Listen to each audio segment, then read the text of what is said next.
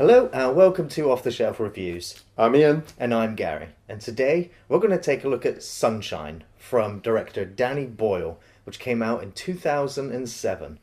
Iain, why don't you give us the synopsis for Sunshine? Well, the story follows the crew members of the Icarus II, who are flying their ship to the heart of the sun to deliver a payload to reignite the sun. The Earth is going kind of through an ice age at this moment, and unless this bomb is delivered, everybody on the Earth will die. We then just follow the crew as they go to deliver the payload. This came out at a time where we'd seen quite a lot of disaster movies. We're seeing sort of the natural elements attacking us. Yeah. There was a film, I think, around that time called The Core, which had a group of astronauts, if you will, drilling to the centre of the Earth to kickstart the Earth again. And so this time they're going to fly into the centre of the sun and start an explosion to reignite it, or as he calls it, to start a new Big Bang, a micro Big Bang. A micro new star within a star. Detonation beyond all imagining. A Big Bang on a small scale. A new star born out of a dying life. I think it'll be beautiful. Yes, so the idea of it is a little bit preposterous. It's a little bit hard to take. But, you know, with recent successes like Interstellar, where it very much grounds itself in science fiction, very soon escalates into science fantasy. Yeah. Sunshine, however, does start off as a really good, authentic science fiction film, I would say along the lines of like 2001 Space Odyssey, or even to some extent Event Horizon. You get a lot of those flashing, or that sense of it, especially that dread of being in space. And this is a very slow, drawn-out film, especially at the beginning. We're getting introduced to the 8 main characters. It's pretty much an ensemble cast. And we have leading that, we have Chris Evans, who we all well know now as Captain America. And we also have Cillian Murphy, who I always remember from Inception, and of course as Scarecrow from the Batman films. And so it is a very slow, dramatic build-up. We're already seeing them in space, and they pretty much drop the bottom line as to what's happening on Earth. This film is layered with science fiction. Right? If you aren't looking for, I'd say a up-to-date, present-day science fiction film, you're not going to enjoy Sunshine, because there are no special lasers, there is no magical shields to protect them. They are literally in this long ship. I always like to think of it like as I really like submarine movies. You know, that claustrophobic, you can't go outside because the pressure is going to kill you. And so for me, they are submarines in space. It's like, and it is just like a giant NASA constructed ship with lots of little compartments all the way along. Attached to a bomb. You know, a massive bomb on the front with this huge shield. I love the shield design. The fact that this thing is constantly, you know, protecting them from the radiation in the sun, fireball. The heat. And you know, there's the sequences where each one of the characters would sit in the observation deck and just look at this giant fireball in space, and you know, you're just awed by it. It's crazy, even though, you know, you sat there, you know it's special effects, and there's a couple of million just to stick that on the screen. But then just sat there, visually watching it.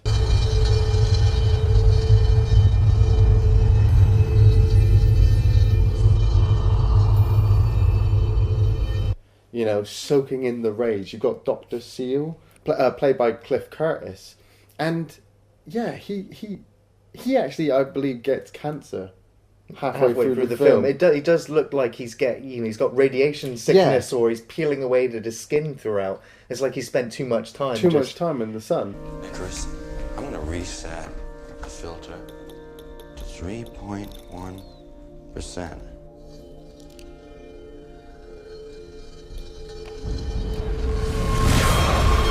And then on the other side, you've got Chris Evans. Now, up to this point, I'd only really seen him in Not Another Teen Movie and the Fantastic Four series. This, I think, bridged his way to play the serious characters like Captain America, because him as Mace, I think it is. That's right. He's on the ball. They decide that they have to divert slightly from their mission, and he's like, no, We can't do that. And I totally agree with him. If you ever hear a strange signal in space, do not ever go towards it. Just to make it absolutely clear, there's no way we're going to do that. Do I have to spell it out for you? We have a payload to deliver to the heart of our nearest star. We're delivering that payload because that star is dying, and if it dies, we die. Everything dies. Look at films like Alien, Event Horizon, Black Hole, Sunshine. You hear a strange signal, stay away from it. He's right. He's right. Of course I'm right. Is anyone here seriously considering otherwise?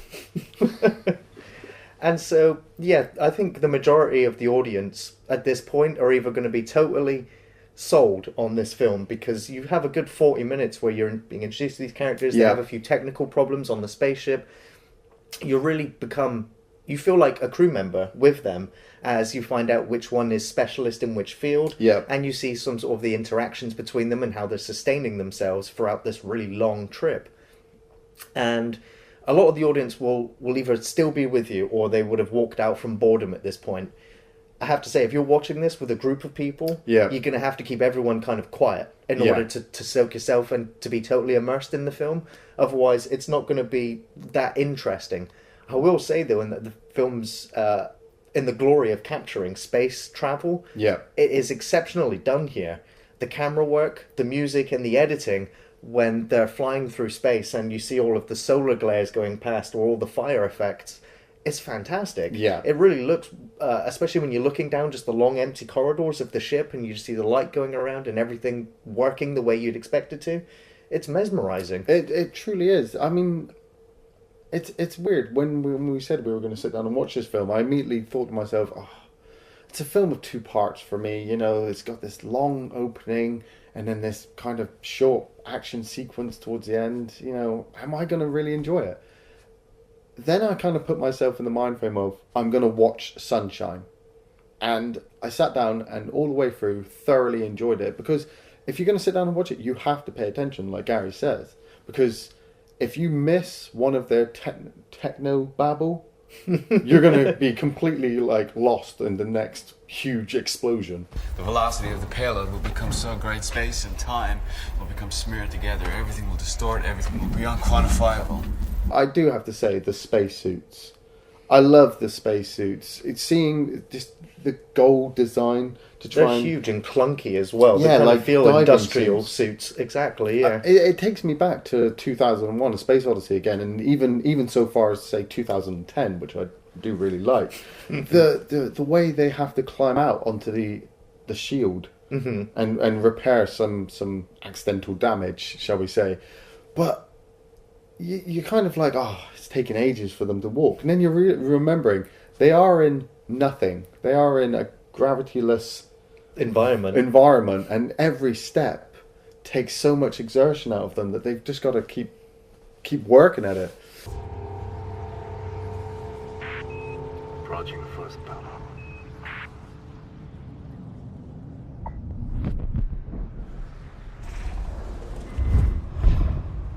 It's very difficult to actually review this film as well without going into spoiler territory. Yeah. So I'm going to say at this point, you should definitely check out Sunshine. If you're a fan of science fiction movies, if you like Alien or Solaris or Moon or anything else that's just has space exploration or disaster movies to that extent, you're going to get an awful lot out of Sunshine. It's not as engrossing as, say, Interstellar, but it's definitely one to check out. Yeah. But from this point onwards, we're going to get into spoiler territory.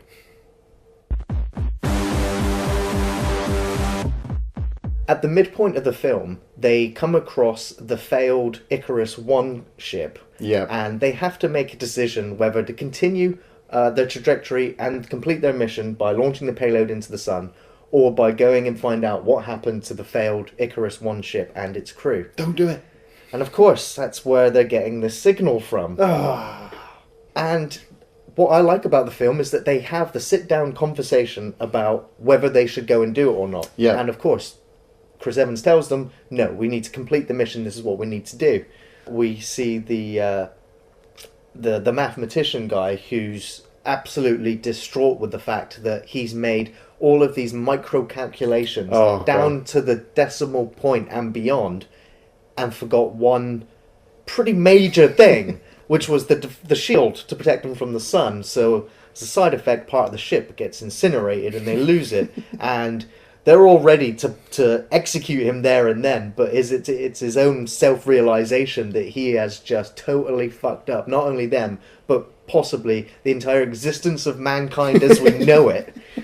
I forgot. My head was full of velocities and fuel calculations and a million different... I forgot! All right? And you're kind of seeing that pressure kind of boiling down on the survivors at this point also. And so, yeah, they have to go on a spacewalk. Yeah. And they have to battle against the ship's AI in order to be able to tilt the ship and the shield deflector in order for them to be able to complete this mission.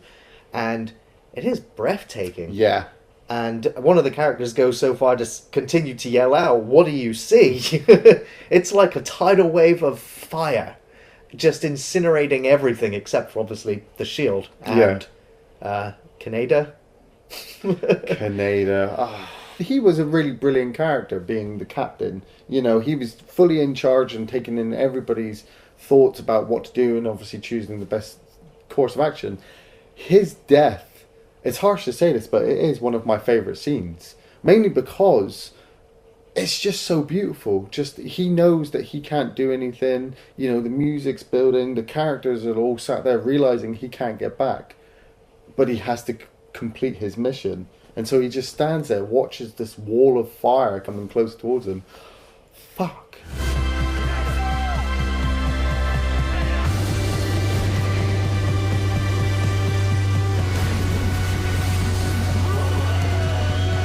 It has to be said for that death and the many deaths that occur to the characters throughout the film, they're not bloody or over the top per se. They're not overdone like Kaneda.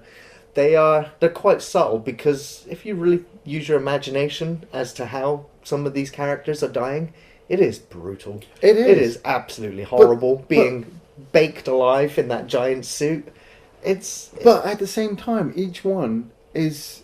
I mean, I know Kaneda's is slightly over the top with the wall of fire, but in reflection it is realistic too. Yeah. You know, he's standing on the front of the shield in front of this, only a few thousand miles away from the sun.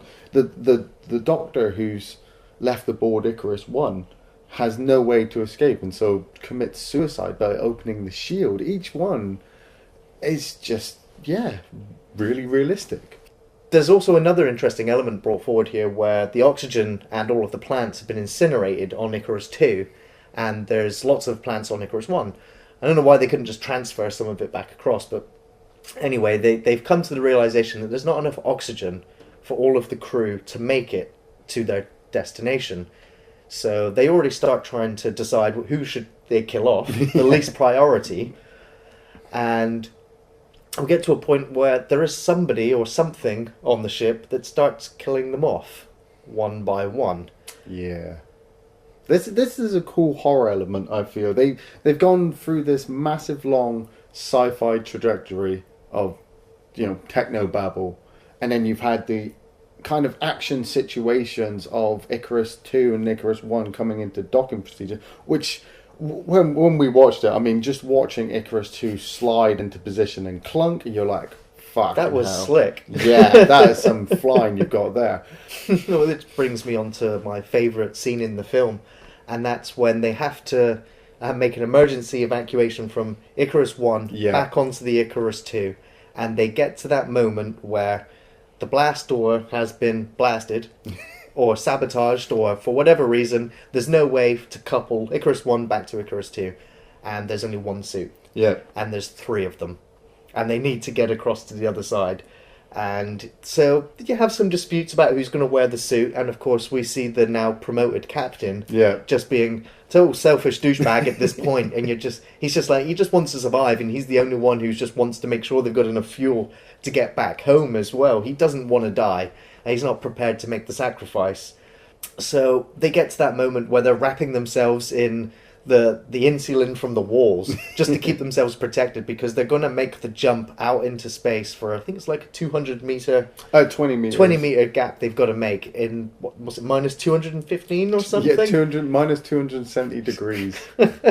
Ridiculous. And so that there, I mean, the moment building up to it is suspenseful. The way it's acted and the way the music builds up to it, it's a great moment when they just burst that airlock and make that fly through. And of course, we lose another one of the crew members here, who again dies in one of the most brutal ways you can imagine. I mean, I always remember Justin going out the airlock in Event Horizon, but seeing it in this, it just made it even more real.